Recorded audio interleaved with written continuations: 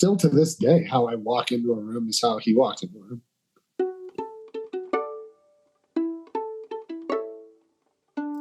Dog lovers, welcome to season 3 of Rescued by a Dog, the podcast about dogs who have actually saved their owners' lives. I'm Laura, an animal welfare advocate and author of the novel Not Just a Dog, and this week you're going to hear from the incredible Zach Skow, founder of the wonderful rescue organization Marley's Mutts. When doctors told Zach that he had less than 90 days to live due to alcohol-induced liver failure, his pup Marley decided that wasn't a good enough prognosis. Together, they worked to beat the odds. Today's episode is sponsored by IzzyStays.com, a hotel booking website for animal lovers. Izzy Stays thinks every dog should be as spoiled as yours, so they set up a free and easy way to send the sales commission from your hotel booking to animal welfare charities. Now let's listen to Zach tell us about the healing power of a dog's love.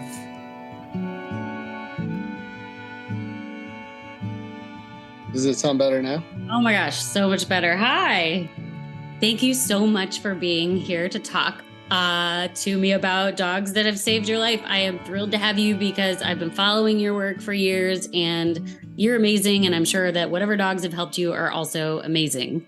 So many dogs. I mean, I know who we'll need to focus on, but almost too many to count. Yeah, not surprised.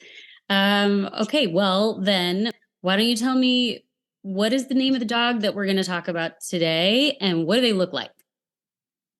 So the dog of record, of note that we're talking about, who saved my life and really provided the scaffolding within my, not only my spirit, but emotionally, almost physically too, was his name was Marley. And I don't know if you can see him, but that's him on my arm here.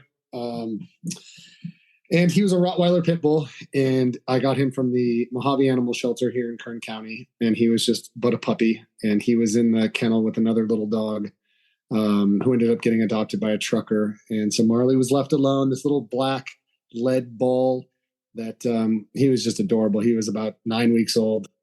When you saw Marley at the shelter, how did you know that he was going to be your dog? Because he was a puppy and he was a pit bull.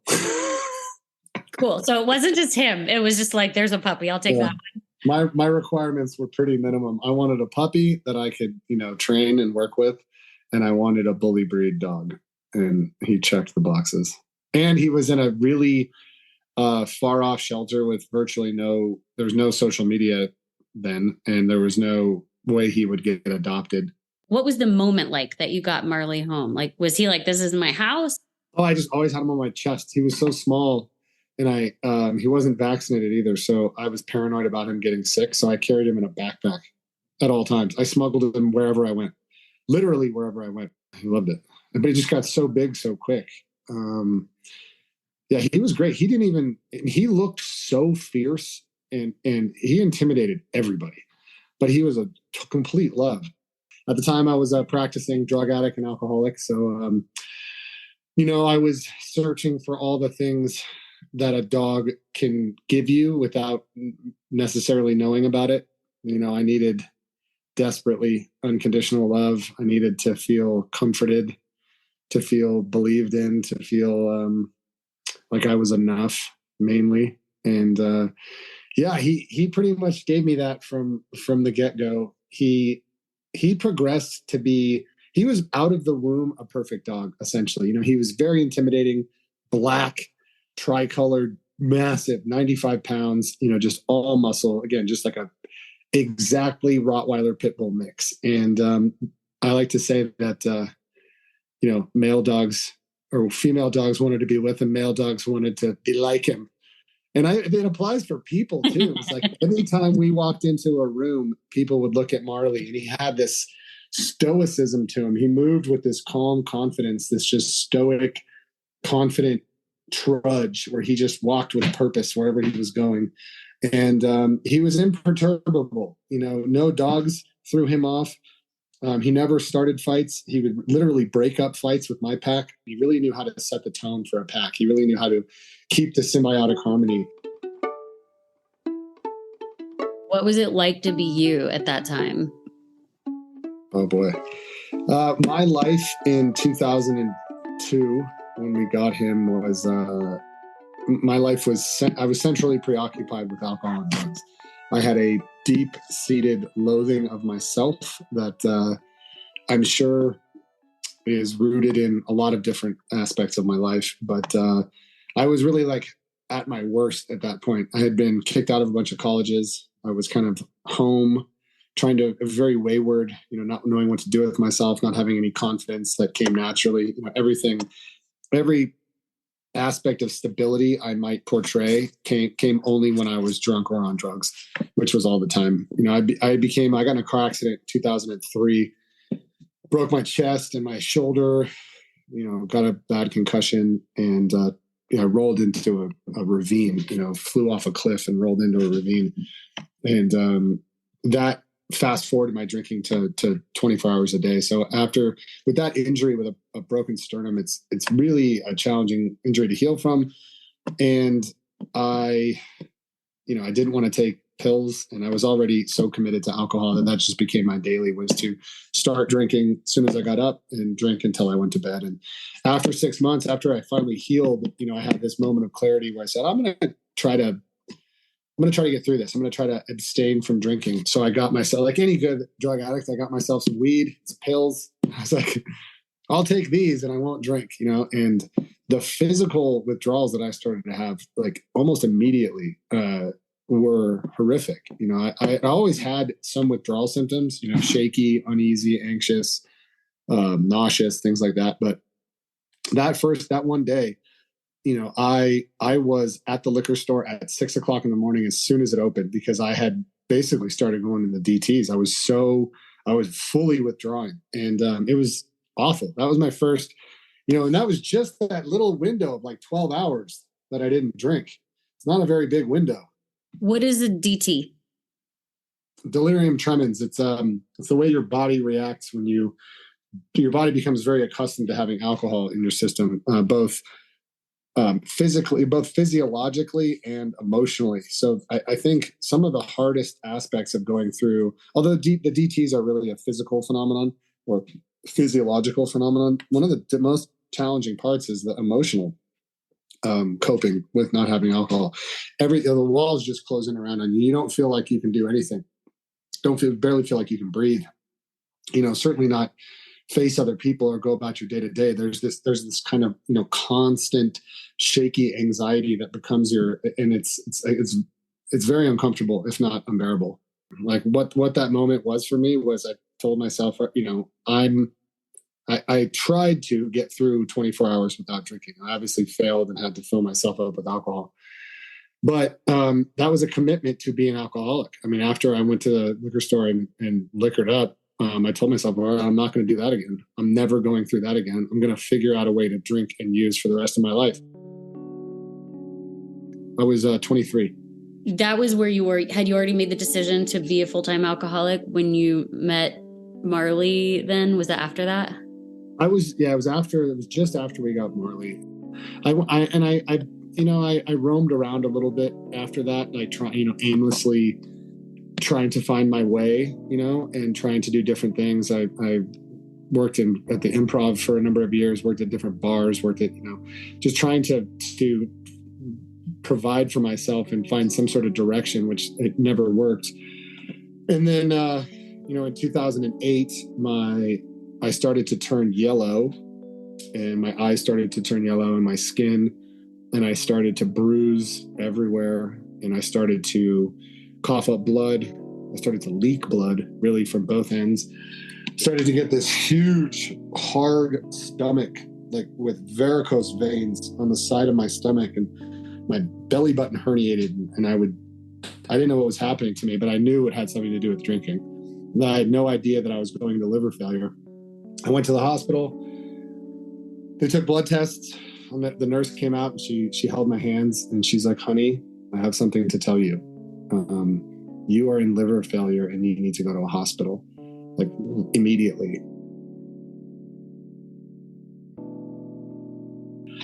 Then I said, nah, just because I got hammered last night, that's nothing. She goes, no, honey, this isn't like these aren't numbers that produce after an acute drinking episode. These are numbers that only manifest after committed alcoholism. So she said, you need to go to a hospital immediately, and essentially you need a liver transplant. And I didn't want to hear any of that, and I just shrugged it off. I mean, I felt terror inside of me, but I didn't think I could share it with anybody, because that meant alcohol would be taken away from me. And if you take alcohol and drugs away from me, that's the end of my life, period. There's no distinguishing me. I didn't exist without alcohol, and there's no distinguishing me I didn't exist without it. Everything I did, the person I was, the personality I thought I was, what I thought people depended on in terms of who I was and what they needed me to be, what I needed me to be. Like, it's hard to describe the anxiety that overwhelms you when you don't have alcohol and you're physically, mentally, and spiritually addicted to alcohol and drugs. It is it was literally removing my identity. I could not contemplate taking alcohol out of my life. It just, even with that kind of a diagnosis. So I just lied about it. I was an adult. It's not like my daddy came with me to the appointment. And then I tried to hide it for basically like several months. So you went back to drinking like that day? Oh, yeah. 100%. Yeah. How did you have a job? Did your friends, were you able to move through your life somehow?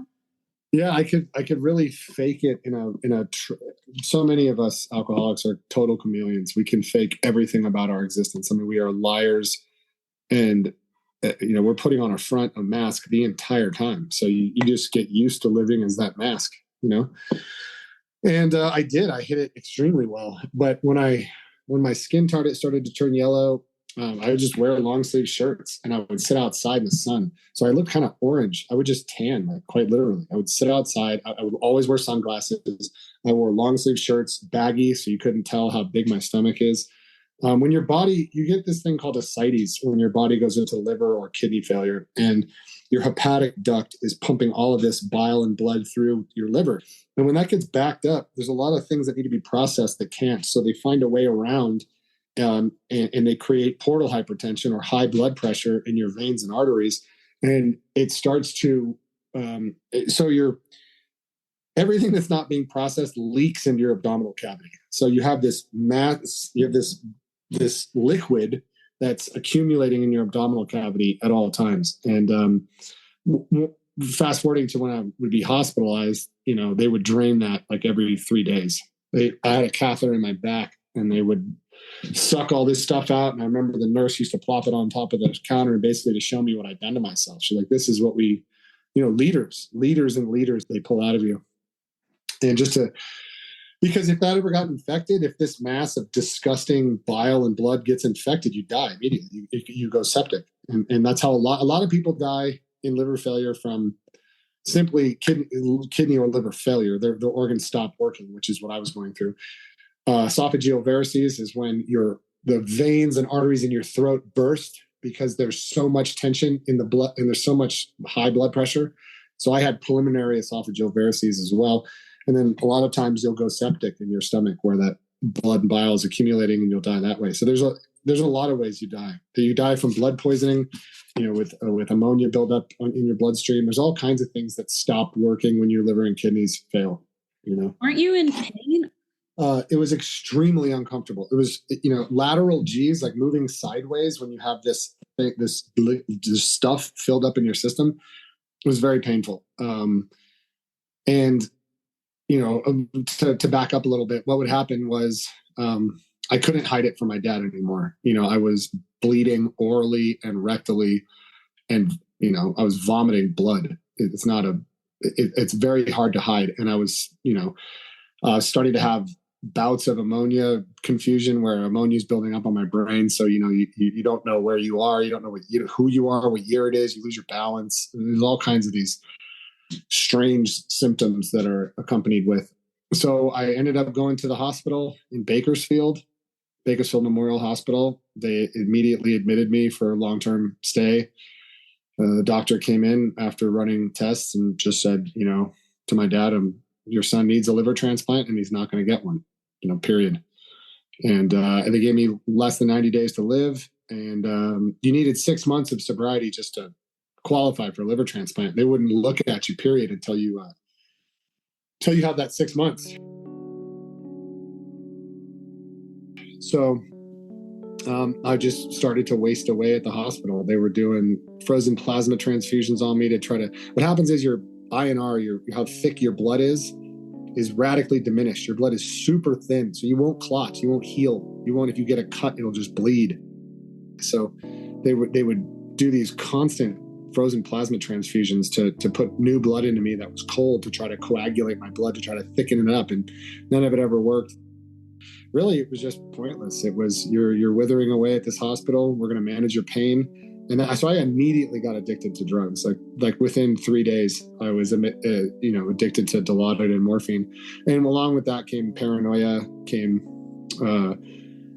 some cases rage. I already felt terribly sorry for myself, but that just took it to a next level. And then obviously just hounding nurses for drugs. My central preoccupation at that point, because I had gone through the first several days at the hospital, I don't remember, because I went through alcohol withdrawal, and I simply have no memory of it. And my kidneys were not doing okay. So it took them a few days to stabilize my kidneys. And when I came out of that, it was just hopeless. There was never any point of hope.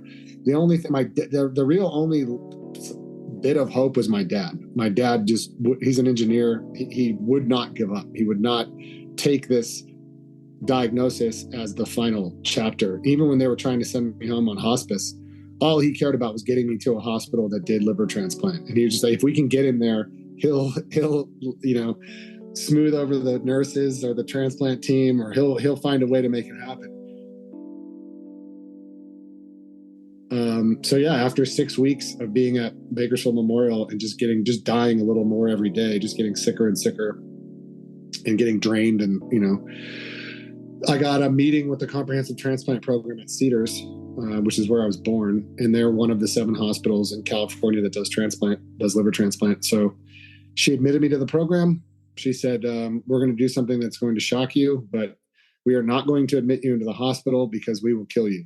We are sending you home with your dad, and you need to stay near an emergency room because you're going to need it. But if we keep you here, you'll die. And because they knew the hospital policy is pain management. So I would be, you're pumping these terrible drugs through your already terribly damaged liver and kidneys, pancreas. And I got so rapidly worse once I got admitted to the hospital that it really would have killed me. And so yeah, all of a sudden we find ourselves at home with my dad taking care of me, and he's going, I don't know what, and we just tried to stay alive. Was he giving you drugs? Like, did they send you home with drugs? He was taking me to the hospital, though. I knew exactly how to behave, how to act in terms of my pain level to get me down to the emergency room to get a shot. And then I would just suggest different hospitals so that they wouldn't recognize me. So for 4 or 5 days, we went to several different hospitals to get shot up with Dilaudid. And I remember one time they gave me morphine or Percocet or something. They gave me something aside from Dilaudid, and that pissed me off even more. I'll never forget that, like being more angry that they gave me something that didn't give me a fix, when I needed it. What did you feel when they told you you're going to die? Nothing. I don't think I felt much of anything. I was very scared. And when I was coherent, but when I was in the hospital setting, I was either kind of happy-go-lucky or buried in drug-seeking, motivation, and extremely angry about not being able to get the drugs I needed to feel better. The only way that I had any sort of mental peace away from the situation I was trying to cope with was with drugs. Because remember, I'm an alcoholic and an addict, so I couldn't cope with what was happening to me. I just simply did not know how to cope. What were you said you were scared in your clear moments. What were you scared of? Dying. And is it just not existing that scared you, or was it leaving your people, your dogs? Like, what was it that scared you about dying? I think it was all probably what most people would experience if confronted with death. That rush of, I haven't done this, I haven't done that. What about this person who I love, or that person who I love? I have a twin brother who I feel almost like a collaborative existence with. So that got to me from time to time. And then very obviously my dogs were a big part of it, but that wouldn't really enter into the equation until I got home. So when I got home from the hospital, my dogs became everything. They became, because I was on the toilet almost all day, and I had to flush a lot of these. They took me off all my medication, so I had to flush a lot of drugs out of my system, and I had to go through withdrawals, which were 48 hours. That was more than, it was 2 days of losing my mind, of blood coming out of the ceilings and demons in the ceilings and demons behind my eyelids and God talking to me and telling me to kill myself, all kinds of terrible things. And if my dogs, like Marley was with me in bed that whole time, if he wouldn't have been with me, like rooting me, because I would just touch Marley and he was just this rock solid, just everything is going to be okay energy. And I would just touch him that whole time. I mean, I remember closing my eyes and just hearing these voices and then opening them and seeing demons in the ceiling and blood coming off the walls, and then closing my eyes again and trying not to think about it, and then just touching him and going, oh, I'm here. I'm here. I'm here. I'm okay. Like, I'm here. And he just would lay there with me all the time. And then I'd be in the bathroom all the time, and the three of them would just line up on the floor with me. If I was vomiting, if I was, whatever was happening in the bathroom, which is a lot of different things, they would just lay with me and be with me. Was Marley anxious? Was he watching you? What was he doing? Never. No, he was, none of them were ever anxious. Marley was just driven. He was just intent. Not even driven's not the right word. He was just intent. He felt like he knew what he needed to do. And the best visual I have for like what they looked like during all this is when it was like a week after I'd gone through withdrawals, or maybe a few days, and I was just highly suicidal. So I was just really occupied with ending my life. It was like the last thing I had control of. The diagnosis was so firm. It wasn't like I felt like I was going to get better. Everyone had told me, look, you're not going to make it, and the only way you're going to make it is with a liver transplant. You're not going to get one of those. So if you can survive 6 months, you'll get one. So when we left the hospital at Cedars, that was the only focus, was survive 6 months, and then you'll be able to qualify for liver transplant. And that was a very hopeless goal. And I got really pathetic for several days, really just spiraled down this, I'm going to die. And then, one morning it was very early in the morning, and I had pooped the bed, and I had to try to clean it up. I was very weak, very, very weak. And so it was very early in the morning, and I didn't want to wake up my dad because he'd been taking care of me up to that point. And, so I walked by the mirror, and I'm naked, but, poopy. And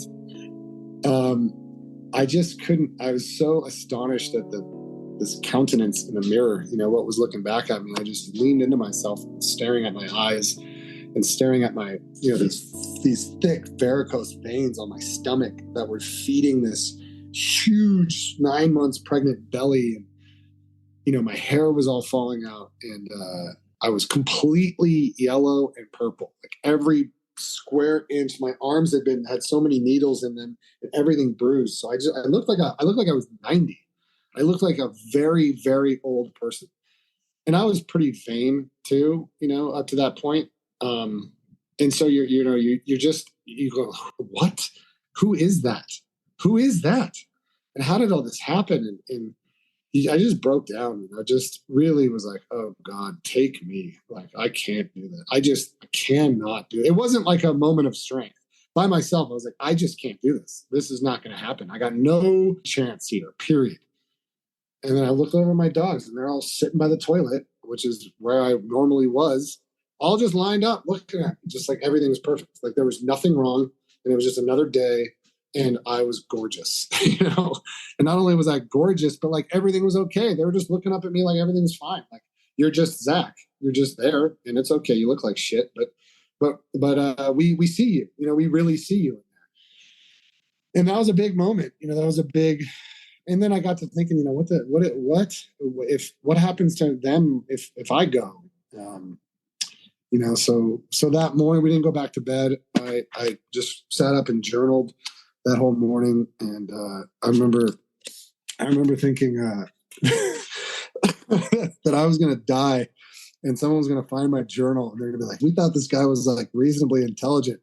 He can't write. He can't spell. His syntax is awful." Like, I was genuinely concerned that my last legacy would be this journal I just started, and people were going to think I was, like, it was funny where your brain focuses. But that was the first day of the rest of my life. We just made a commitment to try to be vulnerable about what we were experiencing, and walk. Just make a commitment every day, no matter what, to put one foot in front of the other, no matter how cold it was, no matter how. And back when you're in liver failure, you're freezing. You go through really cold bouts. So I would bundle up with much stuff as I could put on, and I would just go for these little walks as long as I could up in the mountains, and try to find God, try to recognize the energy that brought me into this world and that was keeping me alive, and try to step out of the madness of my mind. This constant record of you're not enough, you're not enough, you're not enough in a bunch of different ways. And it was revelatory. It changed everything. I started to listen to music. I started to write. I started to get a little bit better. I started to be able to cope with the pain more. I started to feel more comfortable in public, because I looked dead. Wherever I went, I had to go to meetings. I was on a liver card. I was on a liver transplant card. If I didn't go to meetings, I wouldn't get my transplant. And so, I had to go, and I went all the time. But even alcoholics and addicts had a really hard time getting close to me because they thought I was going to die. And so I just started to like embrace what I was going through. And for once, after 6 weeks in the hospital and a couple weeks of trying not to live, when I got home, and then things just, if you graphed it on a chart, everything rapidly improved. Everything. Every morning we got up and journaled and walked, and then we got home and we did something else, and then we walked, and then we did it and we walked. When you say we, you I love how you're talking in this we. You're like, and so we just decided to keep going. Who is we in that story? Oh, me and the dogs. Me and my multiple personalities. And no, I figured it was your dogs. I just love that, like, the way you phrased it. I love, because you were like, we decided we were going to keep going. Like, they made the decision with you. Yeah, well, I always felt like a unit.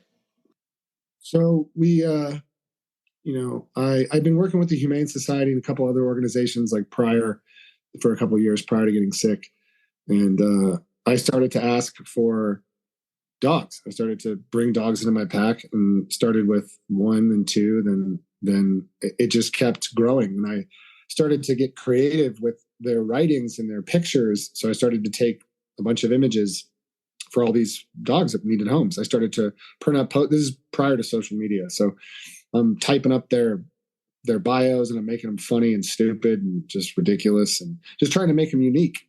And it worked. We started having a bunch of adoptions, and we started being really successful. And I kept walking, and I kept getting better, and my ascites started to go down, and I stopped having to take Enulose, so I wasn't having ammonia on my brain anymore. My all the sulfa cycled out of my system, so I had all these blisters all from the knees down, all over my legs and feet, where the sulfa was draining out of my system. So by taking me off of all these medications that were supposed to save my life, that's what saved my life, was finding purpose in my dogs.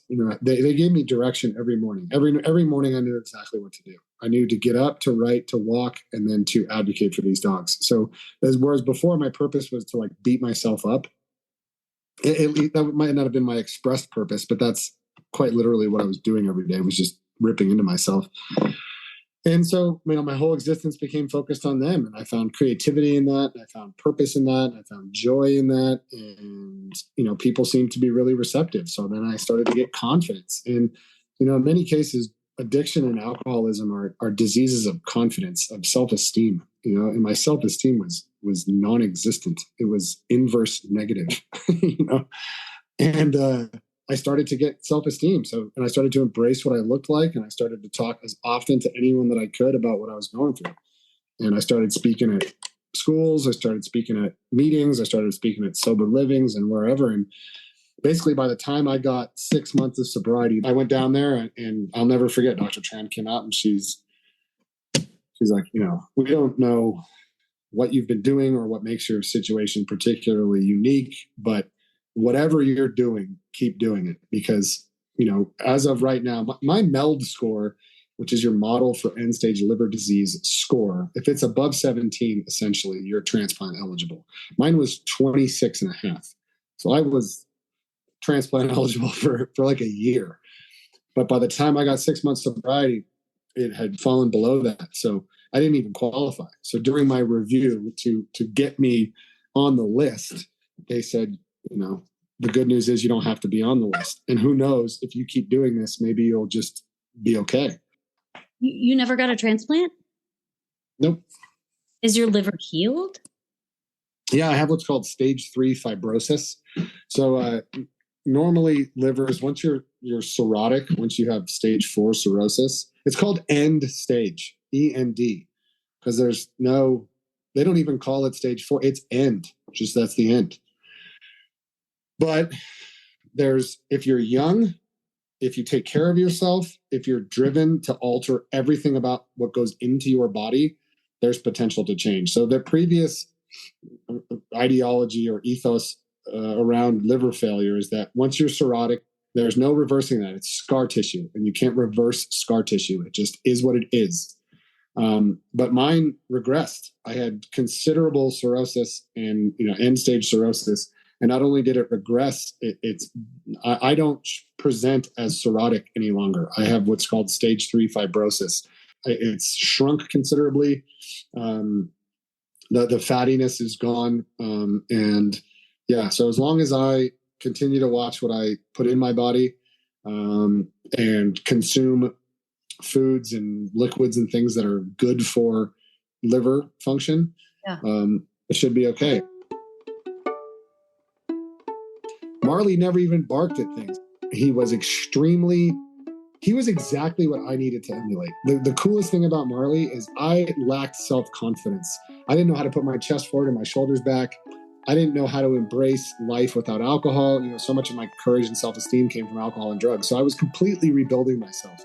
And I needed an example outside of my father that I could emulate. And Marley was the entity to emulate. He just, by emulating him, I figured out how to, even if I was faking it, even if I didn't feel $1 million, but oftentimes, if you lead, the rest of you will follow. And it did. He taught me how to be confident. He taught me how to face fears, because I could go with him anywhere. I remember the first time I went out in public, I saw my drug dealer, and I'm like, it was in the cereal aisle at Albertsons. And I was like, I'm never going out again. One time I go out, I run into, I'm not leaving. And the fear, it's hard to express to people. You hear anxiety or social anxiety or nervousness or whatever. You go, oh, okay, yeah, we all deal with that. This is like paralyzing. This is borderline panic attack all the time. You're just revved, pegged at, I'm going to lose my mind at any moment. And Marley, he eliminated that variable. So whenever I had him with, I didn't feel that way. I felt like there was no room I couldn't walk into. Even though I might not have felt like $1 million, I was going to walk into that room no matter what. And it always gave you something to talk about. You never had that dead air.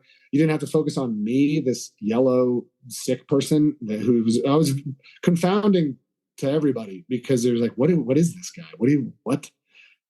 Can you tell me a moment or a day that was really happy when you were with Marley? Yeah. I remember the first morning I could run.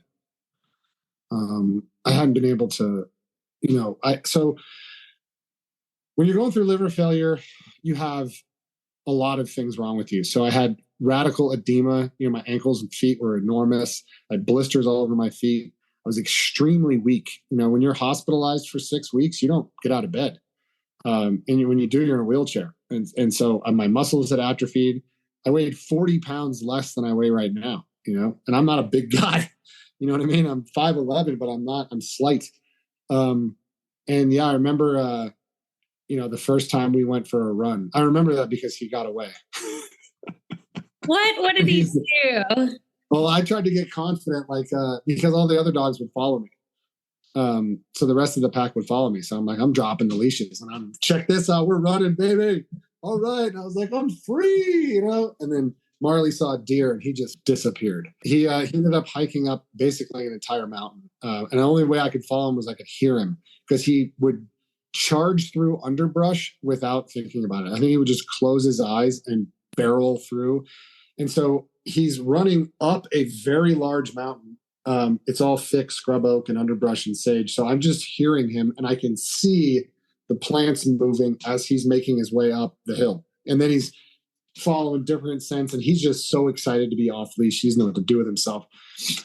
It was just freeing to be out, to be alive, and to be able to get him because I didn't have the physical capability to do much of anything. I could barely wipe my butt, so to go hike up a mountain after a 90-pound Rottweiler, I felt like I was returning to a person. What did he do when you saw him again? Like, what was his reaction?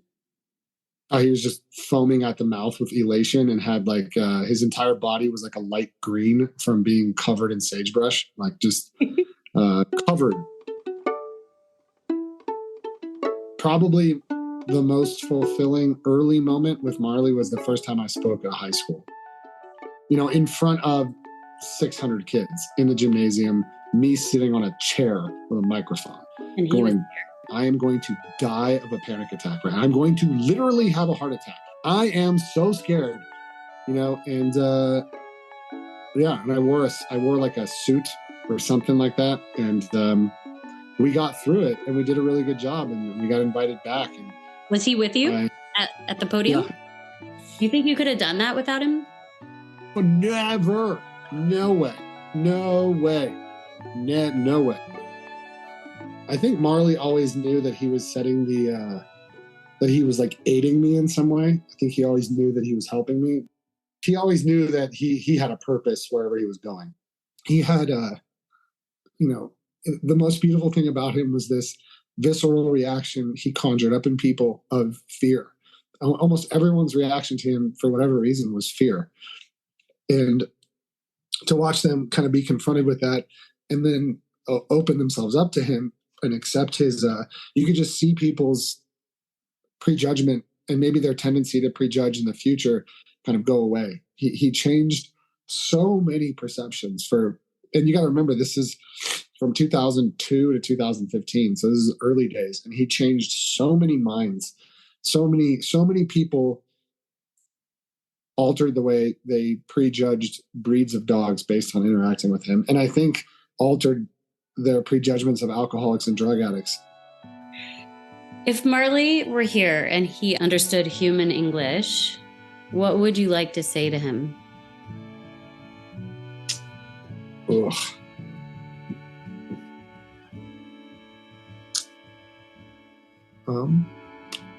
Thank you for showing me the way. Thank you for showing me how to be. Still to this day, how I walk into a room is how he walked into a room.